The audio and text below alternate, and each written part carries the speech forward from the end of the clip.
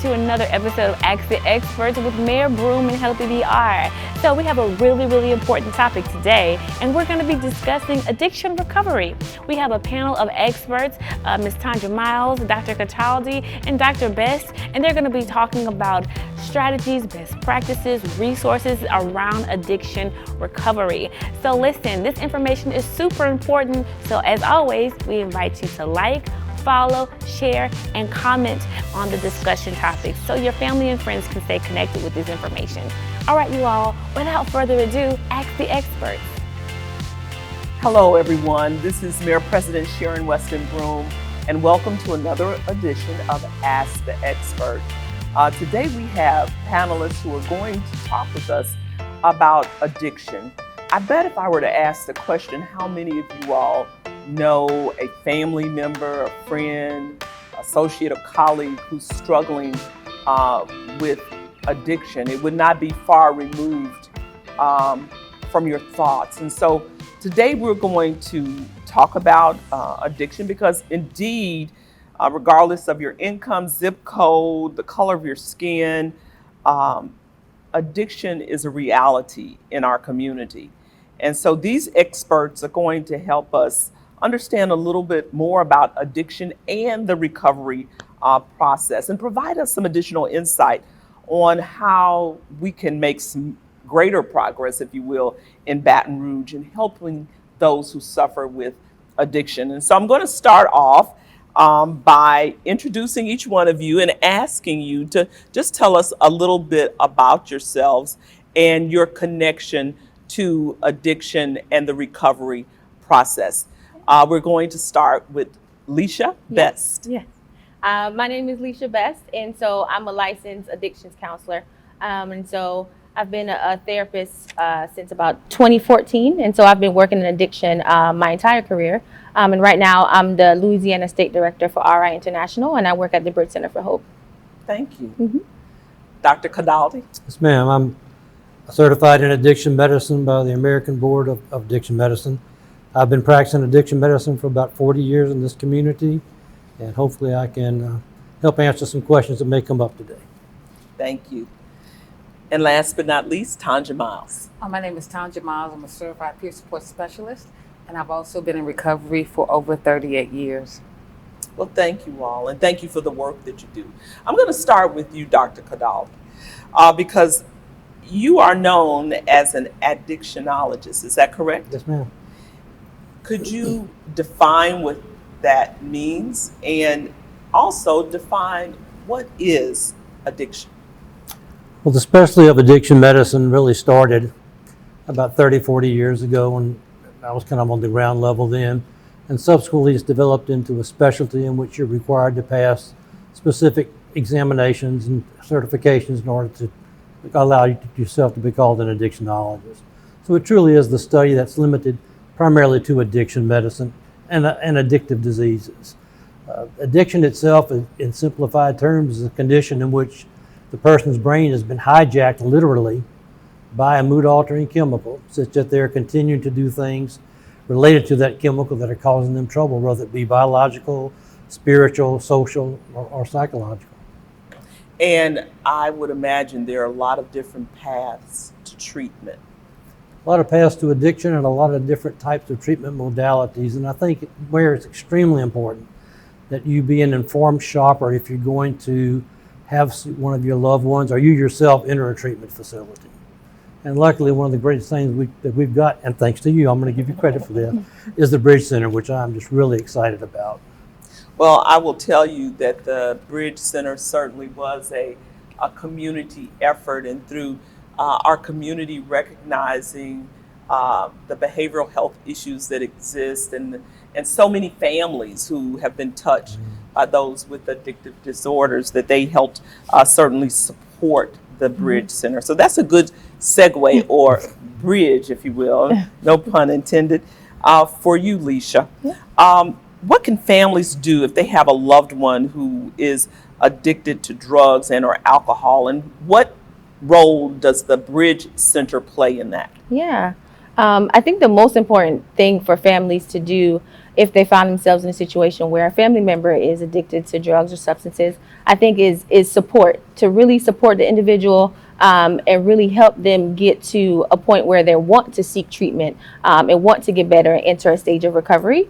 And I think the Bridge Center plays a part in that, because we support the individuals. We let them come in at any time, whatever stage in their treatment they are. And then we can detox them, help them through that process, and then also help them to get to the next stage in their recovery. And through that process, we will also help the families as well, get them connected to support groups, family support groups, just to help them through that recovery process. So it is a stabilization center. Yes. How does that differ from a treatment or recovery center? Yes. So at the center, we focus on making sure the individual is stable before we get them to their next step. So we see a lot of individuals that don't know where they are. They come in, they may need detox. They don't really understand what the process is of recovery. And so when they come in, we get them right at the beginning, help them through that stabilization process, and then help them get to that next step. And I would imagine that you see people at different levels in their lives with addiction that come to the Bridge Center. Yes, yes. And at the Bridge Center, we always say we have a no wrong door policy. So it doesn't matter how many times someone comes to us. If they come 1 time, 10 times, or 15 times, we will assist them every time, because you never really know when that moment is going to be that they're going to make that switch to actually want to go into recovery. So we want to be there at any stage that they're in. So Tanja, tell our audience about the work that you do with those with addictive disorders. I am passionate about what I do when it comes to helping people with addiction and destructive behavior and mental health as well, because I'm a person who, again, by the grace of God, I'm here today. I share my lived experience as a certified peer support specialist. I get to work with great people like this. You know, I say that they're the coaches and I'm the cheerleader. So as a peer support specialist, I cheer them on to let them know, yes, addiction is real, but so is recovery. And so the fact that I get to do this work is not only tell my story, but then also if there's policies that need to be changed, if there's things in the community that I think people need to be aware of when it comes to addiction, you know, I'm grateful that I get to be that voice and talk about the many roads to recovery. There are many roads to recovery. Mine was more of a faith-based approach, but I encourage people to go to treatment, find a good counselor. Prayer definitely works, but you have to have a support team that's licensed and certified to help you through addiction. Because as we all know, there are so many different drugs that are on the scene right now, particularly with opioids, and that takes a whole nother that brings in a whole nother challenge of how we treat people. So again, the fact that I get to share my story, I get to work with people like this, and again, more than anything, I get to help change policies and procedures, not only just on a local and the state level, but on a federal level as well. It's only nobody but the grace of God. So as a peer support specialist, I would imagine that you've been doing this work for quite some time.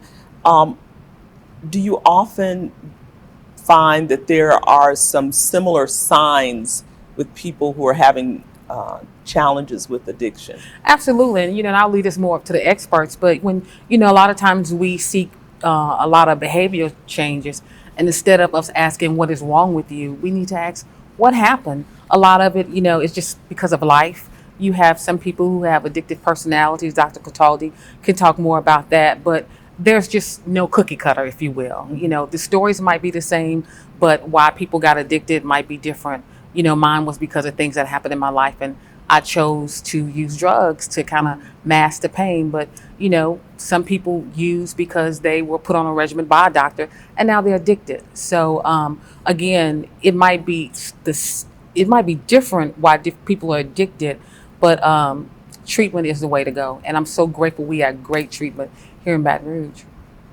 Dr. Kataldi, can you expand on what Tanja was saying in terms of, you know, the signs and the reasons why some people find themselves in addiction?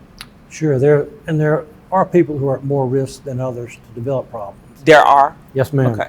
Especially people who are depressed. Sometimes they can end up self-medicating. They really two broad classes of ways to get into addiction. One is you're using because it's a reward, it makes you feel good. The other is that you're using to get relief, you're a relief user. And a relief user is really going to escalate their usage probably quicker than a reward user. And those relief, unless you go in and do an assessment and address what's going on with that relief user and address some of the other problems, whether it be depression, whether it be child abuse issues, no matter what it is, unless you address those issues, that person's not going to get well. And so it's important to individualize treatment. I totally agree that cookie cutter therapy is a bane to treatment. Everybody's individual, everybody has different issues to face and address. And it's extremely important to customize a treatment program for the individual. And sometimes bad treatment is worse than no treatment. That's very interesting. Bad treatment can be worse than no treatment. One of the reasons for that is if you're into the wrong treatment program and you fail, oftentimes you start to say, well, treatment doesn't work. So now you've discounted treatment. And just as you said, the best time to get somebody is when they're in crisis and to channel them into the appropriate treatment program that they need. Well, I want to ask you all the same question, and that is, in your many years of work in your specific sphere of influence, what moment stands out to you as you have been doing this work? And what would you like to share with our audience? Maybe some of them are struggling, maybe some of them are not, but maybe some of them know people who are struggling. Yeah, I think for me, in being a therapist, I'm always excited about when a person is coming into treatment, and maybe they struggled in the beginning, and they've come back multiple times and decided not to. But when they find that final moment and decide, like, I'm here and I'm ready now and I'm available to give them that help, it's like you just find this light in their eyes, and it's just so exciting to see that and be able to provide the treatment, because you know that it was hard for them to get there. And I just want to be somebody that will provide the treatment, the necessary treatment and appropriate treatment for them to get over that hump and get to recovery. Tanja? You know, it happened today, actually. Someone reached out to me through Facebook, and I remember meeting them in East Baton Rouge Parish Prison. I've been doing work in Parish Prison for probably the last 15 years. And I remember this individual. And so when I got a Facebook friend request from her today, she wanted to let me know that she was celebrating a birthday and an anniversary, 15 years. And it just does my heart good to know that people really, get it. And that recovery is real. Not only my story, but there's many stories. So the fact that, again, I get to share my story and offer people hope is amazing. And every time I see someone in the store or around town and they say, hey, look, I'm doing really well. I've been clean for 2 days or 20 days or 15 years. It's still amazing. Mm-hmm. Dr. Kataldi, I saw you shake your head in the affirmative when Tanja said recovery is real. It is, and it's really neat. I'm like you, when somebody comes up to you in the store somewhere and says, hey, I've been sober 30 years, and by the way, this is my grandchild. They wouldn't have been there for that. Yeah. And that it just makes you feel good. It keeps you from retiring, Mayor. Absolutely. Are there any events coming up in your sphere of influence that you'd like to share with the community, Tanja? Yeah, it's Recovery Month, so recovery is every day. Mm-hmm. But in Louisiana, and here in particular in Baton Rouge, we're doing many things. You can go to realhelpbr.com, or you could just, go call 211. I want to let people know that there's not just hope, but there's help. And I think Dr. Kataldi said it, so eloquently. It has to be the right treatment. And the fact that we do have that good treatment right here in Baton Rouge is really cool. And so if there's someone listening, if they have a loved one who's having issues with addiction or destructive behavior, or it might be themselves, they can go to realhelpbr.com, they can call 211, or they can call the Bridge Center for Hope. It's no wrong door. It's no wrong door. So I want people to know that there's always something good going on in Baton Rouge when it comes to recovery. Mm-hmm. And Dr. Kataldi, where can people find you? Well, they go to my website. I got a lot of material on there that's open to learn. And I think I believe Tanya covered everything there, but You know, it's really exciting. Between Capital Area and the Bridge City, there's no way not to get treatment. If you want it, or if you feel like you've reached that point where you've had enough, it's so easy to reach out now. It's just really neat. It's neat to see that progression. Because I can tell you 40 years ago, it was a stigma. You didn't want to reach out. You want to go out of town or something. Now we don't have to do that. And that's wonderful. That is wonderful. Leisha? Yes, I'm always excited about the services we're providing at the Bridge Center for Hope, and also excited about all the services in the community because I'm new to Baton Rouge, and ever since I've came here, you know, our community partners have been very helpful and very interested in the treatment and wanted to assist us at the center. So I'm really excited about the services here at Baton Rouge. Well, as the Mayor President, I want to just personally thank each and every one of you for the meaningful work that you do for our citizens and those who are challenged with addictive disorders. It's a real special work that you do, and it's needed, greatly appreciated, and we appreciate you being part of the fabric of our healthcare response to addictive disorders. So thank each and every one of you, and thank you for joining us on this episode of Ask the Expert. I would love to thank our mayor, Sharon Weston Broome, and her office at this wonderful Healthy DR initiative that we could host the Ask the Expert series here at the Capitol Park Museum, where you can feed your soul. And while we're thinking about what healthy things to eat and how to keep our bodies healthy, it's wonderful that we can also feed our minds and learn about our history and culture here at Capitol Park Museum. Please come visit.